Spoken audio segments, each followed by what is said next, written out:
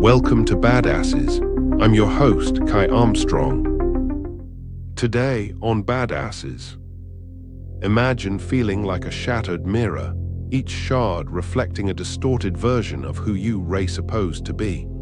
Today, we explore how one artist faced that very crisis, risking everything to shatter expectations and redefine authenticity, leaving you to question, are you living your truth or someone else's version of you? The crumpled photograph of Woody Guthrie lay in the wastebasket, a silent witness to Bob Dylan's darkest moment. In a dim room filled with scattered papers and half-finished lyrics, the man they called the voice of a generation sat alone, wrestling with a question that would haunt him. What happens when the world demands an encore of your soul? You know that feeling, the weight of others' expectations pressing against your chest, the suffocating sensation of being boxed into someone else's vision of who you should be. For Dylan, this wasn't just artistic anxiety, it was an existential crisis that would reshape modern music. Picture Hibbing, Minnesota, 1955. A teenage Robert Zimmerman stands at his bedroom window, watching mining trucks crawl across the iron-rich landscape like mechanical ants. The radio beside him crackles with Elvis Presley's Heartbreak Hotel, a sound so foreign to this industrial town it might as well have been beamed from Mars. Your own dreams probably feel just as alien sometimes. Like Dylan, you sense there's something more beyond the horizon of expectations. His family wanted stability, his teachers demanded conformity, but the music playing through that small radio speaker whispered of different possibilities. He arrived in New York's Greenwich Village with nothing but a guitar and a head full of borrowed names. Robert Zimmerman became Bob Dylan, shedding his past like an old coat. The coffee houses welcomed him, their smoke-filled rooms becoming incubators for his raw talent. Every night he'd perform until his fingers bled, each song a brick in the wall between his past and future. When was the last time you felt that kind of hunger? The need to remake yourself so completely that even your name becomes a costume to shed. Dylan's early songs captured this transformation, turning personal rebellion into universal anthems. Success found him faster than anyone expected. Blowin' in the Wind and The Times They Are Changin' became more than songs. They became battle cries for a generation desperate for change.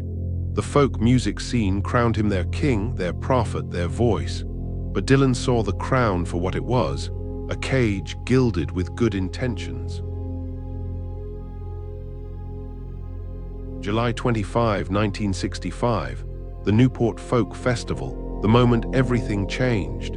Dylan steps onto the stage, but instead of his familiar acoustic guitar, he clutches something else, a Fender Stratocaster, electric and defiant. The first power chord hits the audience like a thunderbolt. Boos erupt. Folk music purists shout, "Judas!" This isn't just a change in instrumentation. It's a declaration of independence. You've stood at similar crossroads, haven't you? When staying true to yourself meant disappointing those who believed in you most. Dylan knew the risk. He took it anyway. The electric guitar became his sword, slashing through expectations, cutting ties with his past. The electric revolution brought both liberation and isolation. Critics sharpened their knives. Fans felt betrayed. Each performance became a battlefield, with Dylan standing alone at its center.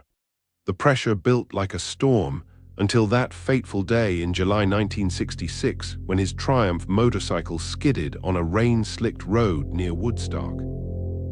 You might call it an accident. History suggests it was an escape. Lying there on the pavement, pain shooting through his body, Dylan faced a truth he'd been running from. Fame had become another form of imprisonment. If you're enjoying Badasses, please like, subscribe, and scan the QR code for our free 7-day email course. the Mental Fortitude Challenge. Explode your confidence by channeling strategies from Roosevelt, Bruce Lee, and more. Now back to the episode. During his recovery, Dylan retreated to a pink house in West Saugerties, New York. With a group of musicians who would later become the band, he descended into the basement. No pressure, no expectations, just pure creation.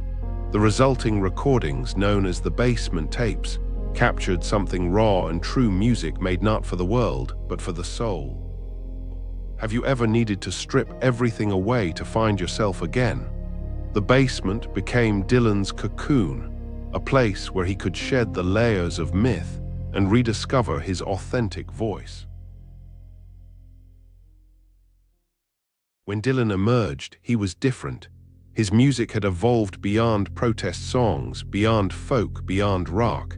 Albums like Blood on the Tracks and Desire revealed an artist who had transcended genres to create something entirely his own. The voice of a generation had become something more, a voice of truth, speaking not to movements but to the human heart. In 2016, the Swedish Academy awarded Dylan the Nobel Prize in Literature. The establishment that had once condemned his evolution now celebrated it. But Dylan's response was pure Dylan. He skipped the ceremony. Because he had learned what you must learn. External validation, even at its highest level, means nothing if it comes at the cost of your authentic voice. Today, that crumpled photograph of Woody Guthrie might still lie in some forgotten wastebasket, but its meaning has changed. It represents not just influence, but the courage to move beyond it. Dylan's greatest achievement wasn't in becoming the voice of a generation.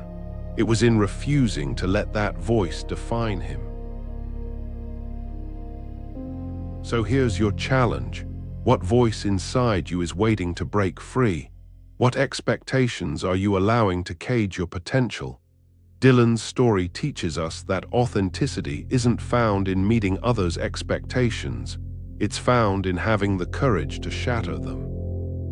Remember, the songs that change the world don't come from echoing what's already been sung. They come from finding your own electric guitar, your own basement, your own truth. The world doesn't need another Bob Dylan. It needs you in all your uncompromising authenticity. The question isn't whether you have a voice. The question is, are you brave enough to let it evolve? On the next episode of Badasses, Bob Dylan's journey reminds us that authenticity often means defying expectations and embracing change, even when it's uncomfortable. But what happens when a visionary's mind clashes with the rigid expectations of their time? Next time, we'll explore a story of a brilliant mind, stifled by societal norms, yet determined to carve her own path. Imagine a world where the potential of machines was seen as more than just number crunching, but a tool for creativity and innovation. What if I told you a woman envisioned the modern computer age over a century before its reality? Her story is one of determination, skepticism, and ultimate triumph, proving that true visionaries see beyond the limits of their era. Next week, we delve into the visionary's mindset, and our next episode will highlight how, even in the face of adversity, a pioneering spirit can change the course of history. Please like, subscribe, and scan the QR code, or follow the pinned link to get our free 7-day email course, the 7-Day Mental Fortitude Challenge. What if 7 days could make you bulletproof? Steal confidence strategies from warriors, rebels, and icons who turned panic into power. Click the video that just popped up to watch the next one in this series. Or for episode summaries, behind-the-scenes info, and more, go to daily8.com/BA. Thanks for watching.